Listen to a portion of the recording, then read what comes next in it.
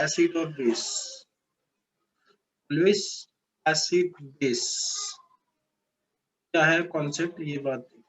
तो इसमें एक, अभी मैं आपको एक ट्रिक बता रहा हूँ, ये सब में एक ही चीज याद रखो, लुईस एसिड, क्योंकि ये ज्यादा अपने को काम में आता है। तो इसने इलेक्ट्रॉन के कॉन्सेप्ट से बोला था कि जो इलेक्ट्रॉन को जो एक्सेप्ट करता है, ए फॉर एक्सेप्ट, वो एसिड होगा। इलेक्ट्रॉन को जो क्या करेगा, डोनेट करेगा, उसका अपोजिट बेस। ठीक है, अगर आपने ये याद रखा तो इससे फायदा क्या होगा, देखो इलेक्ट्रॉन का कॉन्सेप्ट लीजिए, इलेक्ट्रॉन कॉन्सेप्ट जो लुईस ने दिया था। अब आपको इसका अपोजिट है प्रोटॉन कॉन्सेप्ट। प्रोटॉन कॉन्सेप्ट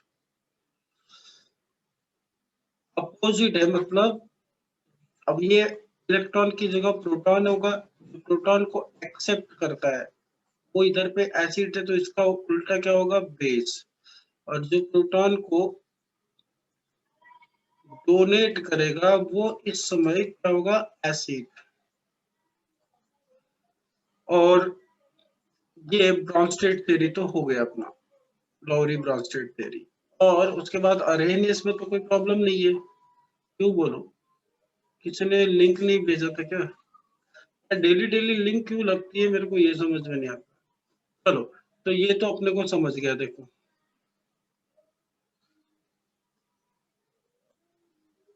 अब अरेनियस की बात करें तो ये तो आपको बताइए, पानी में जो जो क्या करे, H प्लस दे, वो एसिड है। पानी में जो OH माइनस आयन दे, वो बेस है। तो तीनों कॉन्सेप्ट यहाँ पे आपके एक फ्रेम में दिख रहे हैं, लर्न करने की जरूरत नहीं है। मैं तो बोलूंगा सिर्फ ये वाला याद रखो आप, लेविस एसिड एंड बेस, बाकी सब अपने आप ही हो जाते हैं। ठीक है, तो ये मैंने बताया था आपको, एक मैं आपको ट्रिक बताऊंगा, वो ट्रिक यही है कि इस तरह से आप A for acid, A for accept, सिर्फ लेविस का एक, क्योंकि इलेक्ट्रॉन से अपन ज्यादा खेलते हैं, तो A for acid, A for accept, तो इलेक्ट्रॉन को एक्सेप्ट करने वाला है, दैट इज एसिड। ठीक है, और जो इलेक्ट्रॉन पेयर को क्या करता है, डोनेट करता है, दैट इज। आगे आप लिखेंगे, जैसे कोई एक एग्जांपल अपन लेते हैं इसका, लेस एसिड का। तो ए प्लस बी, ये बी के पास सपोज इलेक्ट्रॉन लोन पेयर है, अब ये लोन पेयर है और इसके पास कुछ भी नहीं है, तो ये इलेक्ट्रॉन पेयर जो है, ये इसको सपोज दे दिया, इसको दे दिया। तो इनके बीच में, कल ही बताया था मैंने, इनके बीच में एक बॉन्ड बन जाएगा, वो कोऑर्डिनेट कोऑर्डिनेट बॉन्ड या कोवेलेंट बॉन्ड आप बोल सकते हो। देखो बी के ये इलेक्ट्रॉन जो दोनों ब्लू कलर से दिखाए हैं, तो आप देखो यार, ये सिर्फ किसके इलेक्ट्रॉन है, ये बी के ही इलेक्ट्रॉन है, ए के इलेक्ट्रॉन ठीक है, ये नहीं। तो यहाँ पे ये जो है, ये कोऑर्डिनेट बॉन्ड बना देता है, मतलब ऐसा। एरो किसकी तरफ रहेगा, जिसने, नहीं उल्टा हो गया ना, एरो किसकी तरफ रहेगा, जिसने दिया है। ठीक है, जिसने दिया है, उल्टा हो गया वो।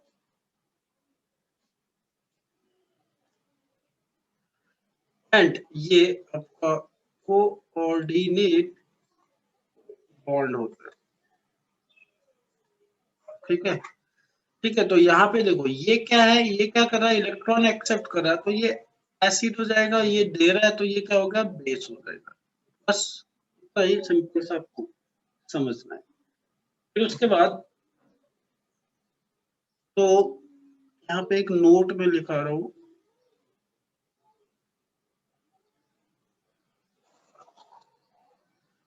एक नोट आप लिखेंगे जरूर।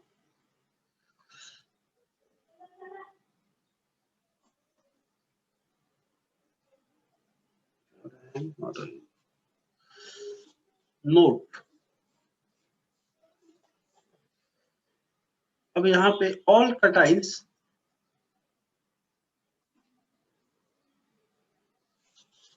Lisa Sayed. All cations or molecules.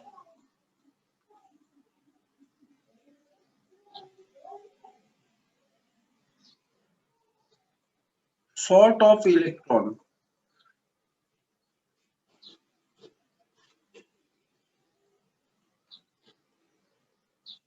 कल का आंसर लेने तक का नोट के ऊपर वाला वर्ड क्या है? अर्हेनियस है यार, कल ही पढ़ा थे अर्हेनियस। अर्हेनियस अर्हेनियस का कॉन्सेप्ट अपन कल देखे थे ना, जो पानी में H प्लस देता है, दैट इज अर्हेनियस। तो all cations molecule sort of electron pairs, वो सारे क्या होंगे? आर लेविस एसिड, सारे लेविस एसिड होंगे। और दूसरा इसमें समझिए गए आप, ऑल अनाइन और मॉलिक्यूल्स having lone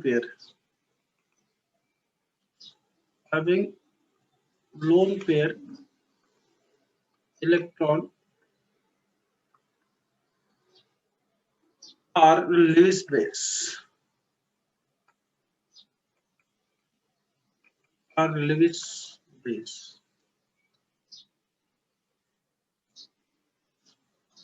आ जाएंगे लेविस बेस हो जाएंगे।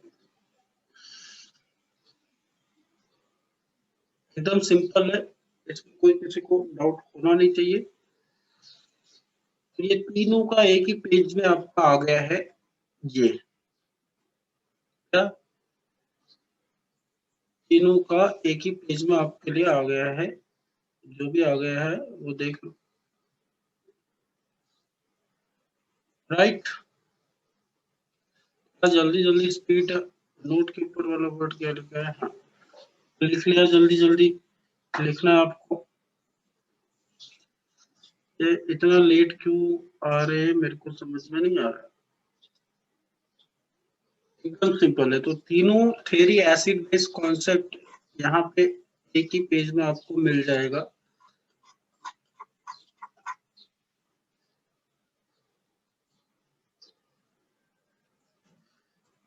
ठीक है, कुछ एग्जांपल मैं बता देता हूँ।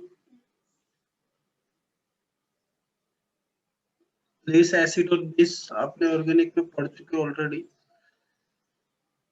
तो एग्जांपल में एसिड, लेस एसिड है ना, लेस एसिड कौन से होंगे? जैसे सबसे पहले तो H प्लस इज, क्योंकि ये ऑलरेडी इलेक्ट्रॉन्स डिफिशिएंट है तो इलेक्ट्रॉन एक्सेप्ट कर सकता है। Cl3 आप ले लो, ये भी कर सकता है। अगर किसी पे पॉजिटिव चार्ज है वो भी इलेक्ट्रॉन ले लेगा, मौके पे चौका मारेगा। और CO2 जैसे ये न्यूट्रल वाले हैं, SO2 ये भी लेते हैं ना। क्यों लेते हैं CO2? देखो ये, अगर इसने अपने इलेक्ट्रॉन अपने उस पे आ गए तो ये माइनस करेगा, तो यहाँ पे प्लस चार्ज आएगा, है ना, तो ये एक्सेप्ट कर सकता है एज अ होल। तो फिर उसके बाद लेस बेस अपन बात करें तो OH माइनस ये दे सकता है इलेक्ट्रॉन। ये माइनस जो है इसमें मतलब इलेक्ट्रॉन्स रहते हैं, आपको पहले बताया है मैंने वैसे। फिर वैसे Cl माइनस मतलब ये दो इलेक्ट्रॉन रहते हैं इसके पास, लोन पेयर ऑफ इलेक्ट्रॉन रहते हैं इसमें। NH3 दिखता नहीं है लेकिन है इसमें लोन पेयर, है ना। Cn माइनस ये सारे क्या हो गए? बेस हो गए। C2H5OH है ना, इसमें भी इलेक्ट्रॉन है। तो लगभग यही कॉन्सेप्ट इसमें चलेगा। तो यहाँ पे जो अपन बात करेंगे, एक एसिड और एक बेस सपोज रिएक्ट करेंगे तो क्या होगा? सपोज मैंने बोला NH3 इसके पास लोन पेयर है प्लस BF3, तो ये इसके इलेक्ट्रॉन इसको मिलेंगे। तो अभी जो बात की थी हमने NH3 ये BF3 के साथ इलेक्ट्रॉन शेयर कर रहा है, यहाँ पे देखो आप ये वाले, है ना। एरो अपन ऐसा लगा देंगे तो ये एक तरह से क्या हो जाता है, न्यूट्रलाइजेशन हो जाता है, क्योंकि जैसे आप यहाँ पे लिख सकते हो ये न्यूट्रलाइजेशन होगा एक तरह से, जैसे एसिड और बेस एक दूसरे को न्यूट्रल करते हैं वैसे यहाँ पे भी इसके पास इलेक्ट्रॉन है तो ये डोनेट कर सकता है, ये बेस है, इसके पास इलेक्ट्रॉन नहीं है तो ये क्या कर सकती है, ये एसिड है। अब इसके पास इलेक्ट्रॉन कैसे नहीं है ये आपको अच्छी तरह से पता है।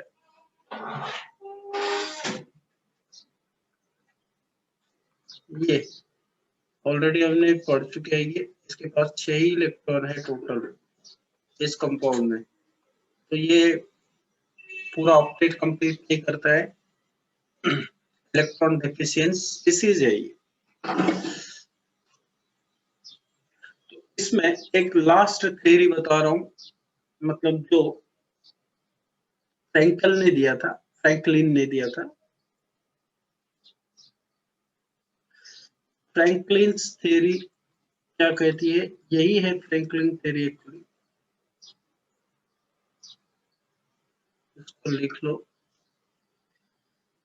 तो फ्रैंकलिन थ्योरी मतलब इसमें क्या है, सेल्फ आयनाइजेशन हो जाता है, एप्लीकेशन एप्लीकेबल और सेल्फ आयनाइज, मतलब सेल्फ आयनाइज मतलब जो खुद आपस में मिलके आयनाइज हो जाते हैं, applicable to self ionizable solvent के लिए ये एप्लीकेबल है। ये बात फ्रैंकलिन ने बोली है कि जो सेल्फ आयनाइज हो जाएंगे, जैसे कि एक एग्जांपल मैं दूंगा, पहले ये आप लिख लो। जैसे कि मैंने पानी मिला दिया, अमोनिया अमोनिया में मिला दिया, तो ये आपस में क्या करते हैं, सेल्फ आयनाइज हो जाते हैं। तो यहाँ पे मैं ट्राई करता हूँ, पानी H2O लिया मैंने, बस H2O लिया, ये क्या हो जाते हैं, सेल्फ आयनाइज हो जाते हैं, मतलब ये H इसको दे देगा और खुद OH माइनस हो जाएगा और ये क्या हो जाएगा, H3O प्लस। दूसरा एग्जांपल राइट साइड में लिख रहा हूँ,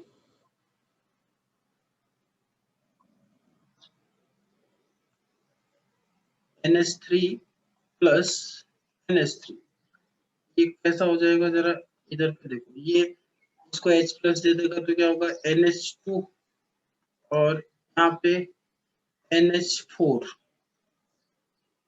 अब यहाँ पे इसमें माइनस चार्ज आएगा और ये 4 में क्या आएगा, NH4 है, ये इसमें क्या जाएगा, प्लस। तो ये जो सेल्फ आयनाइज हो रहा है, ये सेल्फ आयनाइज की थ्योरी ही फ्रैंकलिन की थ्योरी होती है, बस इतना याद रखो। मतलब वो खुद जैसे पानी में पानी मिलाया तो खुद वो क्या होते हैं, एक एक आपको H प्लस दे देता है, दूसरा एक्सेप्ट करता है। तो अभी मैंने बताया था आपको, जो H प्लस दे रहा है that is it act as acid, acid base pair इधर पे। तो ये आपका H प्लस दे रहा है तो ये एसिड ले लो, और ये ले रहा है तो ये बेस ले लो, उल्टा कॉन्जुगेट एसिड बेस। अब ये क्या करेगा, एक्सेप्ट करेगा तो ये बेस हो जाएगा, और ये देगा तो ये एसिड हो जाएगा। यहाँ पे भी कॉन्जुगेट एसिड बेस पेयर बन गया।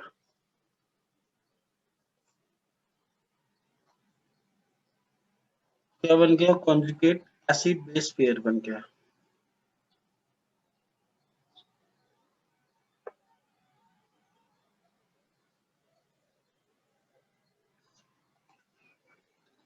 क्या इतना क्लियर है, किसी को कुछ डाउट है तो अभी बोलो।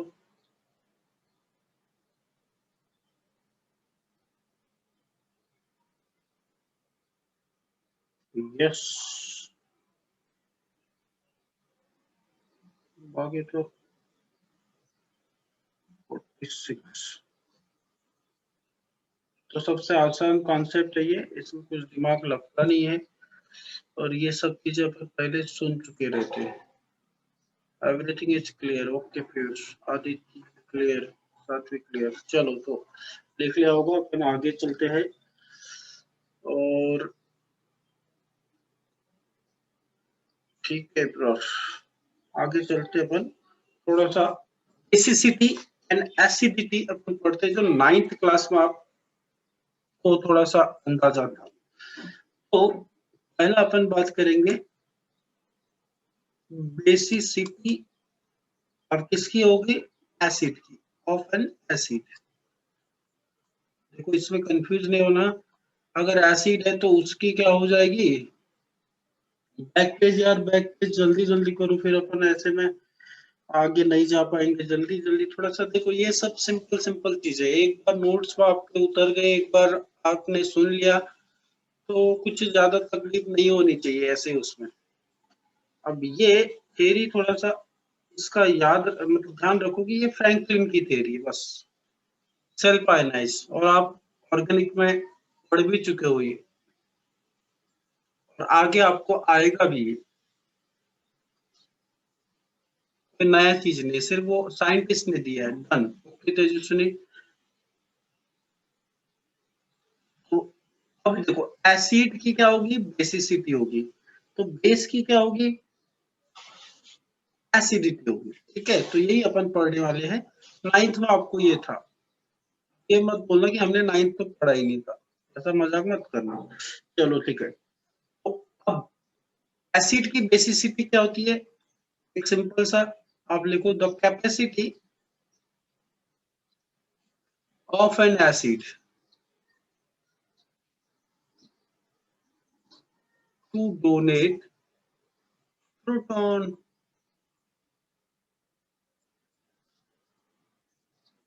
Proton, the capacity of an acid to donate, मतलब प्रोटॉन डोनेट करने की कैपेसिटी उसकी, उसकी क्या होगी, एसिड की बेसिसिटी।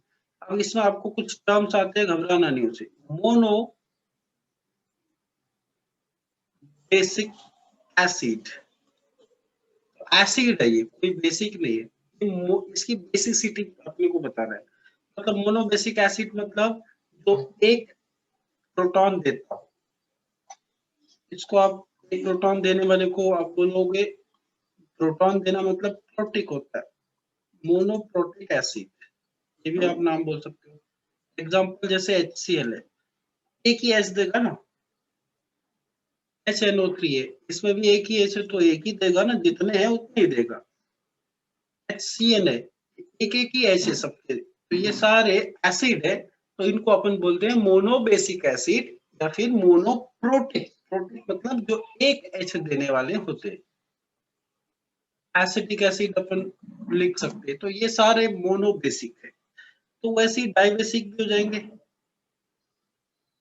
डाइबेसिक एसिड मतलब ये क्या होंगे, दो प्रोटॉन देने वाले हैं, तो डाइप्रोटिक, प्रोटिक मतलब प्रोटॉन देने वाला एसिड। तो आपको समझ गया, तो सबसे पहला आपके दिमाग में आएगा H2SO4 है।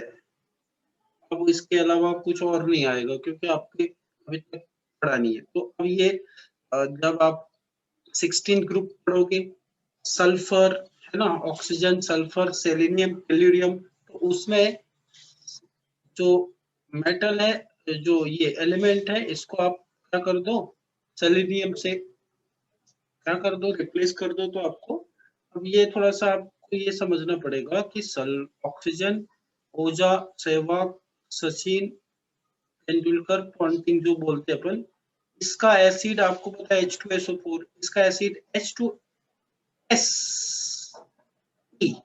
इसका एसिड क्या होगा, H2PeO4। सिर्फ आप देखो ये एलिमेंट को रिप्लेस कर रहे हो, बाकी तो सब वैसे ही है ना।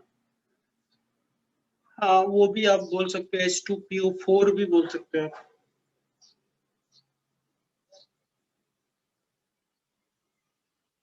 लेकिन वो H, हाँ PO3, H3PO4 होता है, वो 3 में अपन आगे यूज करेंगे। तो ये एटलीस्ट इतना तो याद रखो, ये वाला, ये तो H2SO4 बहुत यूज होता है। तो एक लास्ट इसमें अपन देखेंगे ट्राइबेसिक, ट्राइबेसिक एसिड मतलब ट्राइप्रोटिक हो जाएगा फिर, ट्राइप्रोटिक एसिड मतलब जो 3 प्रोटॉन देने वाला हो, तो H3PO4, H3PO3 ये सारे हो जाएंगे, है ना, H3PSO4 यहाँ पे ये भी आप कर सकते हो। ऊपर वाला जो है सर, नेटवर्क प्रॉब्लम मेरा है कि तुम्हारा है, ये बता दो। समझ रहे हैं ना, ये एक बार के लिए ये सब चीजें आपके नोट्स में आ जाए तो इसमें कोई वो नहीं है, ये बेसिक चीज है यार। और ये अभी जो हमने लिखा ये एसिडिक है, ठीक है।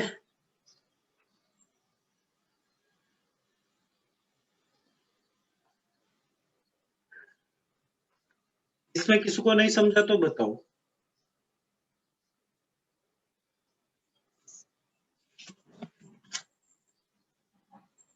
एक नोट यहाँ पे आप लिखो, जरा देखो यहाँ से आप प्रोटॉन देने की बात आ रही है, मतलब प्रोटॉन मतलब H+, मतलब यहाँ से अपन बोल सकते हैं कि अर्हेनियस जो एसिड्स है, अर्हेनियस एसिड्स आर प्रोटिक एसिड, बोल सकते हैं ना। Crystal clear. यस ठाकरे तुम मन को लगाओ, तुमको सब कुछ क्लियर हो जाएगा। अर्हेनियस एसिड्स आर प्रोटिक एसिड्स, क्योंकि वो क्या करते हैं, सिंस है वो, since they donate proton, ये इसका रीजन लिख रहा हूं, आप नहीं भी लिखो तो चलेगा। since they donate Arrhenius acids are protic acid, आप बोल सकते हो। चलिए दूसरा अपन बात करेंगे इस पे, बेसिसिटी के बाद एसिडिटी अपन पढ़ लेंगे। एसिडिटी इसका होगा ऑफ अ बेस। यहाँ पे कंफ्यूज नहीं होना यार आपको, एसिड की बेसिसिटी होगी और बेस की एसिडिटी होगी। 9th क्लास में था आपको ये, मैं ये बोल सकता हूँ, आप मतलब देख सकते हो कि है कि नहीं, अभी भी किताब पढ़ी होगी तो देख लेंगे। चलो, तो क्या होगा इसमें, आप बोलेंगे द कैपेसिटी,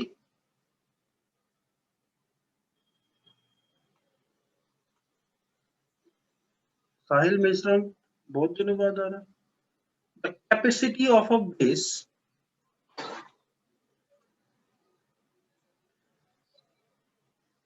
टू डोनेट, यहाँ पे क्या था, प्रोटॉन डोनेट करता, और प्रोटॉन मतलब वो H+ हो रहा है, तो यहाँ पे एसिडिटी अपन क्या बोलेंगे, the capacity of a base to donate OH-, है ना। यहाँ पे अपन OH- देने वाले को बोलेंगे कि बेस है वो, और उसकी वो क्या होगी, एसिडिटी होगी। यहाँ पे capacity of an acid to donate proton और H+ आप लिख सकते हो, और यहाँ पे OH-। इसको लिख लो एक बार, फिर मैं आपको इसका एग्जांपल्स बताता हूँ। तो मोनो एसिडिक बेस होगा, डाइएसिडिक बेस होगा, ट्राइएसिडिक बेस होगा, ठीक है, हो गया होगा। चलो, तो इसमें भी वही सही लिखेंगे अपन, मोनो वहां पे बेसिक था, यहाँ पे क्या होगा, एसिडिक, मोनो एसिडिक, वहां एसिड था, यहाँ पे बेस। तो ये तो पता ही चल गया आपको, NaOH होगा, KOH होगा। फिर बैक पेज स्कूल की, बैक पेज बहुत ज्यादा समय लगा रहे हो।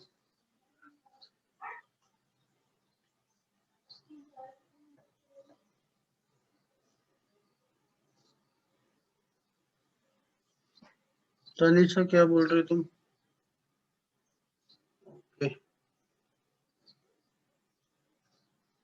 KOH, NaOH बहुत सारे, NH4OH, ठीक। आपको एप्रोटिक बोलेंगे क्या इसको? हाँ, जो H+ देता नहीं है, एप्रोटिक बोल सकते हो आप। तो ठीक है, मोनोबेसिक होगा, डाई एसिडिक बेस, एप्रोटिक मतलब जनरली जो H प्लस देते ही नहीं है, उनको आप बोल सकते हो। डाई में आपको बताइए MgCaOH,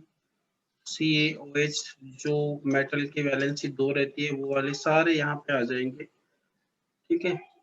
उसके बाद ये सारे ट्राई एसिडिक बेस, एसिडिक होगा यहाँ पे सारे। तो ये जिसका क्या होगा, 3 वैलेंसी रहेगी, वो आपको 3 OH दे देंगे बस। चलो अब आपको एक मजेदार चीज बता रहा हूँ। कुछ टर्म्स है जो आपको ध्यान रखने हैं। तो हेडिंग आप लिखोगे टर्म्स टू रिमेम्बर। पहला टर्म्स आपको प्रोटिक या प्रोटोफिलिक लिखो, प्रोटोफिलिक। प्रोटोफिलिक मतलब क्या हो सकता है, tendency to accept a proton,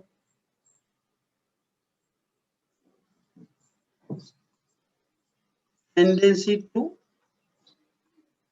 accept a proton, मतलब कोई प्रोटोफिलिक है, अपन बोलेंगे कोई प्रोटोफिलिक है मतलब उसको आदत है प्रोटॉन एक्सेप्ट करने की। प्रोटोजेनिक, टेंडेंसी टू उसका अपोजिट हो जाएगा, टेंडेंसी टू एक्सेप्ट की जगह डोनेट अ प्रोटॉन। हाँ, प्रोटॉन लवर, जैसे अपन न्यूक्लियोफाइल बोलते हैं,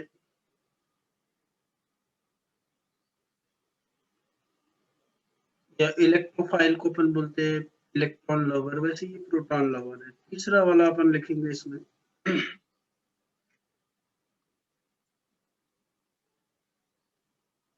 एम्फी प्रोटिक। एम्फीबियंस आपको जैसे पता है, तो वैसे ये क्या है, टेंडेंसी है इसकी एक्सेप्ट और डोनेट करने की टेंडेंसी, टेंडेंसी टेंडेंसी। अब प्रोटॉन के बारे में सब बात करें तो tendency of any molecule to accept और डोनेट प्रोटॉन इज एम, तो मैंने कुछ स्पेलिंग में मिस्टेक किया, एमपी, ठीक है। और लास्ट में एप्रोटिक कब बोल रहे हो वो भी लिख लो। चलो, एप्रोटिक मतलब नाइदर एक्सेप्ट नॉर डोनेट। क्या ये सारे प्रोटॉन के बारे में, ठीक है। प्रोटॉन मतलब H प्लस, ना तो ये प्रोटॉन डोनेट करेगा ना ही प्रोटॉन एक्सेप्ट करेगा, अप्रोटिक बोलेंगे।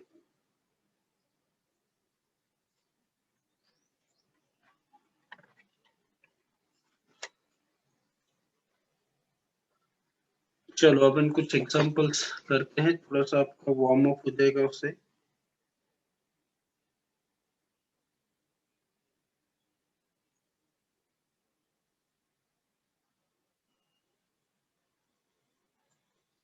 ये लिख लिया,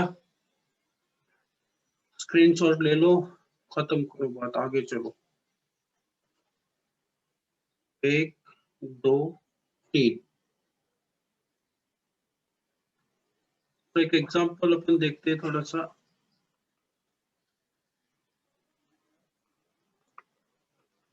Which is strongest acid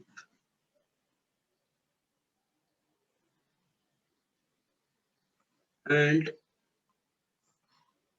which is weakest acid? इसमें से आपको एग्जांपल दे रहा हूं मैं। NO2 नाइट्रस एसिड है, इसकी एसिडिटी मतलब इसका इक्विलिब्रियम कांस्टेंट दिया है 5.1 × 10⁻⁻⁴। दूसरा अपन ले लेते हैं H2SO3। इसकी K की वैल्यू दी है 1.7 इंटू 10 का पावर -2। इसको अपन क्या बोलेंगे, सल्फर से है ना, तो सल्फ्यूरस इसका नाम हो जाएगा, सल्फ्यूरस, क्योंकि H2SO4 जो होता है रिक होता है, तो ये सल्फ्यूरस एसिड हो जाएगा। तीसरा अपन बात करेंगे H2PO4, तो इसका K की वैल्यू दिया है 7.1 इंटू 10 का पावर -3, और ये पी का है तो फॉस्फोरिक हो जाएगा ये मैं इनका सबका ट्रिक आपको बता दूंगा एक दिन। फॉस्फोरिक एसिड, अगर यहाँ 3 आता तो फॉस्फोरस हो जाता, चर्चा करेंगे उसको। तो बताओ इसमें सबसे ज्यादा स्ट्रॉन्ग एसिड कौन होगा?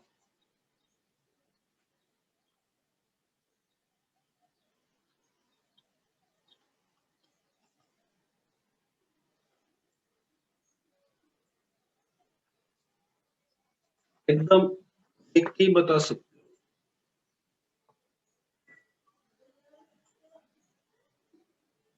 अनुज बोल रहा है 2।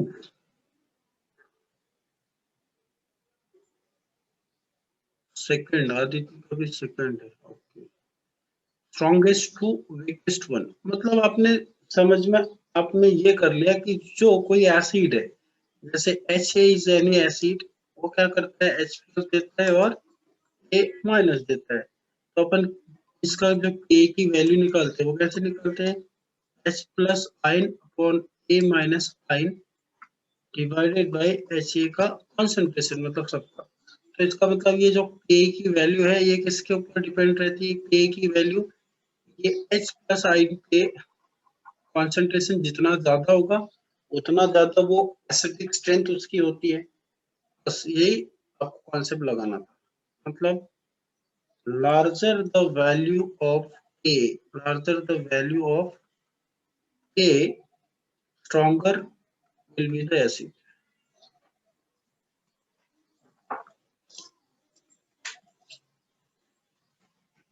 तो इसलिए ऑर्डर क्या होगा, ऑर्डर एसिडिक स्ट्रेंथ का ऑर्डर क्या हो जाएगा। अब यहाँ पे सबसे बड़ी वैल्यू जो दिख रहे हो वो कौन सी है, इसकी है, क्योंकि इसका -2 ही है, तो इसका मतलब H2SO3 सबसे स्ट्रॉन्ग हो जाएगा।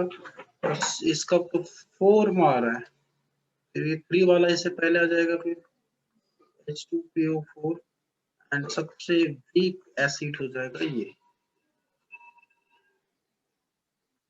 इस तरह से आप लिख सकते हो, ये स्ट्रॉन्गेस्ट है, ये वीकेस्ट है।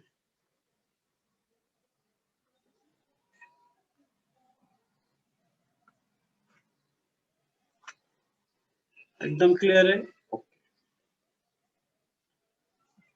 अब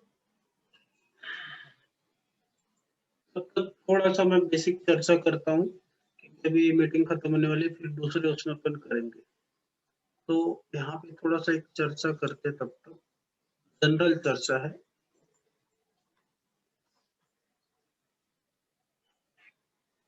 बैक पेज, और बैक पेज में अपना ये खत्म हो जाएगा।